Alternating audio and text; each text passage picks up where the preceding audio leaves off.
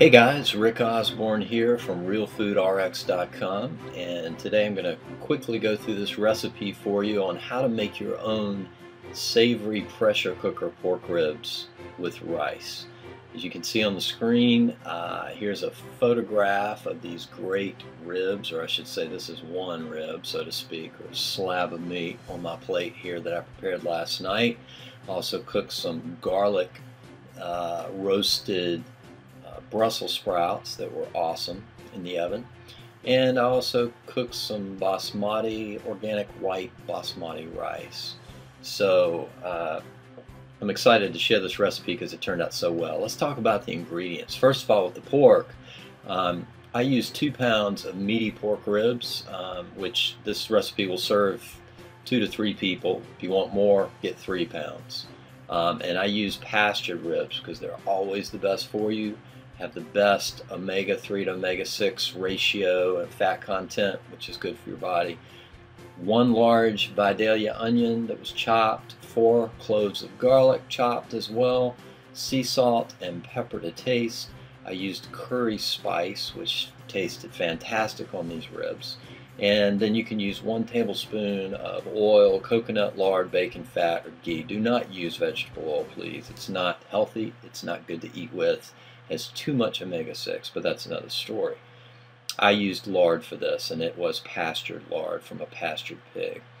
As far as the rice, it is the white basmati rice that was organic. I used 1 cup of it, 1 tablespoon of organic butter, sea salt, and curry spice as well in the rice. Let's talk about the directions or instructions on how to make this great dish. First of all, you're going to melt the oil, and however you want to melt it, and pour it onto a large plate. And then what you're going to do is you're going to take the ribs, the raw ribs, and you're going to slather them in the melted oil until all the sides are coated, so to speak. This will help the spices and the salt and pepper stick to the ribs. Then you place your ribs onto the plate flat. You sprinkle them with sea salt, pepper, and your curry spices. Just kind of coat them good. Flip them over and sprinkle the other sides as well. At that point you can coarsely chop the onion and the garlic up. Place those chopped onions first into the bottom of the pressure cooker. You're going to create a bed of onions, or onion slices I should say. Then you're going to take your meat that's already seasoned and put it on top of that bed of chopped onions in the pressure cooker. At that point, sprinkle your chopped garlic on top of the meat. You're going to pour 3/4 to 1 cup of water into the pressure cooker, and you're going to put the top on it, and then you're going to cook it.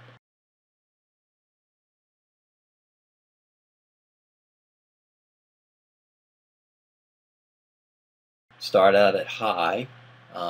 That's the way I do it. I have one of the newer ones, and you're going to cook it 15 to 20 minutes. I cooked mine at 20 minutes. Once it got to full pressure, or just about full pressure, I cooked it and turned it down to medium-low heat, and again for 20 minutes. It was on high pressure but medium-low heat.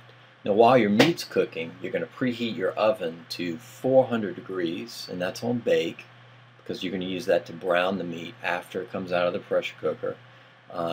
When your pork's done, after 20 minutes or so, remove it and put it down on a cookie sheet, oven skillet, or some kind of baking pan. And then save your liquid. Don't pour it out. You're going to use that for the rice. And now you're going to prepare the rice. So what you want to do is pour that remaining liquid into a small or medium-sized pan for the rice. It should be at least a cup or more, but if you're not sure, measure it. You don't have to be exact, but you want your rice to turn out well. You're going to add in 1 cup of the basmati rice, and you're going to pour in enough extra water to equal 2 cups of liquid when you're cooking the rice. And then I added some extra curry spice to the rice just to spice up the dish just a little bit. It was awesome. And also put in about a tablespoon of butter because I love the flavor of good butter in rice.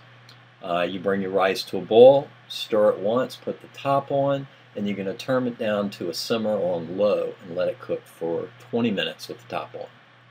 Now you place your meat in the oven for 10 to 15 minutes. Just keep a watch on it. Turn the light on if you need to, but you want the meat to get crisp on the outside and brown. on the edges, which is awesome. And make sure you don't let it overcook. Now when the pork's brown on the outside and the rice is done, it should be about the same time if you follow this order, give or take 5 minutes. You're going to serve them together on a plate with the remaining cooked onions that are left over from the pressure cooker. Just put that on top of the meat or next to the meat or in the onions. I don't care. You're going to eat it all together. It tastes awesome. Now again, for this recipe, I serve the pork ribs and the rice with garlic roasted Brussels sprouts. Great combo. And if your ribs turn out anywhere as good as mine did, you're going to make this a regular dish that you're going to be preparing. Awesome. There are those ribs right there when they came out of the oven. Man, they were so good. So enjoy, and let me know. Shoot me a message. Let me know what you think about this great recipe. Thanks for taking the time to watch this video. We hope you found it helpful. If you'd like more information, check out our website at realfoodrx.com.